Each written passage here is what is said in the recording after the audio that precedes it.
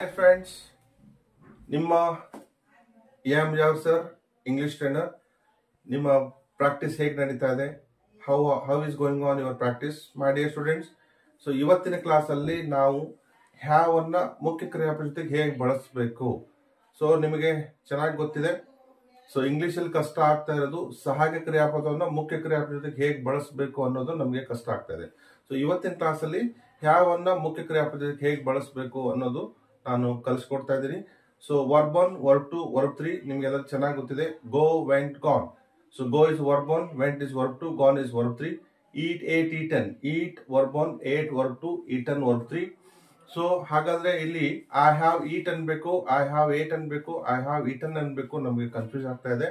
So ಆ ಒಂದು confuse clear ಮಾಡ್ಲಿಕ್ಕೆ ನಾನು ಇವತ್ತು ನಿಮ್ಮ ಮುಂದೆ ಬಂದಿದ್ದೀನಿ. ಸೊ ನಿಮಗೆ ಈ ಒಂದು ವಿಡಿಯೋ ಇಷ್ಟ ಆದ್ರೆ ಶೇರ್ ಮಾಡಿ. ಅದ್ರ ಜೊತೆಗೆ ನಮ್ಮ ಯೂಟ್ಯೂಬ್ ಚಾನಲ್ ವಿಕಾಸ್ ಕರಿಯರ್ ಅಕಾಡೆಮಿಯನ್ನ ಸಬ್ಸ್ಕ್ರೈಬ್ ಮಾಡಿ.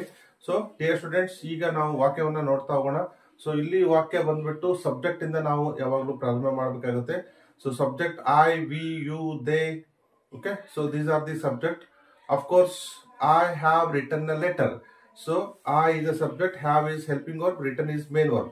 ನಾನು ಈಗ ಪತ್ರ ಬರೆದಿದ್ದೇನೆ, I have written a letter ಅಂತ ಹೇಳಬೇಕು ಅಂದ್ರೆ, ಸೊ ಈಗ ತಾನೇ ಕ್ರಿಯೆ ಆಗಿದೆ ಅಂತ ಹೇಳ್ಬೇಕಾದ್ರೆ ಅಥವಾ ತೋರಿಸ್ಬೇಕಾದ್ರೆ ನೀವು ಹ್ಯಾವ್ ಅನ್ನ ಬಳಸಿ ವರ್ಬ್ 3 ಅನ್ನ ಬಳಸಬೇಕಾಗುತ್ತದೆ. So I have written a letter, ನಾನು ಈಗ ತಾನೇ ಪತ್ರ ಬರೆದಿದ್ದೇನೆ. We have come to the class, ನಾವು ಈಗ ತರಗತಿಗೆ ಬಂದಿದ್ದೇವೆ ಅಂದ್ರೆ ನಾವು ಇನ್ನೂ ಇಲ್ಲೇ ಇದ್ದೀವಿ. So you have done your homework, ನೀವು ಮನೆಗೆಲಸವನ್ನ ಮಾಡಿದ್ದೀರಿ ಅಂತ ಅರ್ಥ ಆಗುತ್ತೆ. So they have played cricket, ಅವರು ಈಗ ತಾನೇ ಕ್ರಿಕೆಟ್ ಆಡಿದ್ದಾರೆ. They have understood the lesson, ಅವರು ಈಗ ಪಾಠವನ್ನ ಅರ್ಥ ಮಾಡಿಕೊಂಡಿದ್ದಾರೆ. ಐ ಹ್ಯಾವ್ ಡ್ರಂಕ್ ಟೀ, ನಾನು ಈಗ ಚಹಾ ಕುಡಿದಿದ್ದೇನೆ, ಈಗ ತಾನೇ ಕ್ರಿಯೆ ಆಗಿದೆ. So we have written notes, ನಾವು ನೋಟ್ಸ್ ಅನ್ನ ಬರೆದಿದ್ದೇವೆ. ಯು ಹ್ಯಾವ್ ಅಂಡರ್ಸ್ಟುಡ್, ನೀವು ಅರ್ಥ ಮಾಡಿಕೊಂಡಿದ್ದೀರಿ. So I, we, you, they ಬಂದಾಗ ಪ್ರೆಸೆಂಟ್ ಟೆನ್ಸ್ ಅಲ್ಲಿ ಹ್ಯಾವ್ ಜೊತೆಗೆ ವರ್ಬ್ 3 ದಯವಿಟ್ಟು ಹಾಕ್ಲೇಬೇಕು. ಹಿ, ಶಿ, ಇಟ್ ಬಂದಾಗ ಅಲ್ಲಿ ಹ್ಯಾಸ್ ಬರುತ್ತೆ. ಅದನ್ನ ನೆಕ್ಸ್ಟ್ ಕ್ಲಾಸ್ ಅಲ್ಲಿ ನಾನು ನಿಮ್ಗೆ ಪಾಠ ಮಾಡ್ತಾ ಇದ್ದೀನಿ ಆತ್ಮೀಯ ವಿದ್ಯಾರ್ಥಿಗಳೇ. ಸೊ ಇಲ್ಲಿ ನಾವು ನೋಡ್ತಾ ಇರೋದು ಏನಪ್ಪಾ ಅಂದ್ರೆ ಹ್ಯಾವ್ ಅನ್ನ ಹೇಗೆ ಬಳಸಬೇಕು, ಹ್ಯಾವ್ ಅನ್ನ ಮುಖ್ಯ ಕ್ರಿಯಾಪದ ಜೊತೆ ಹೇಗೆ ಬಳಸಬೇಕು ಅನ್ನೋದನ್ನ ನೋಡ್ತಾ ಇದೀವಿ. I have sung a song, ನಾನು ಈಗ ಹಾಡನ್ನು ಹಾಡಿದ್ದೇನೆ. So I have had tea, ನಾನು ಈಗ ತಾನೇ ಚಹಾ ಕುಡಿದಿದ್ದೇನೆ. The sun we have gone to Bangalore, ನಾವು ಈಗ ಬೆಂಗಳೂರಿಗೆ ಹೋಗಿದ್ದೇವೆ.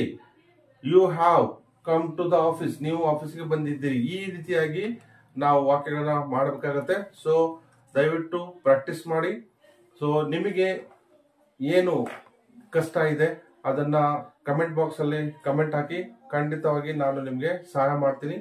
ಸೊ ನನ್ನ ನಂಬರು 7760010998. Thank you.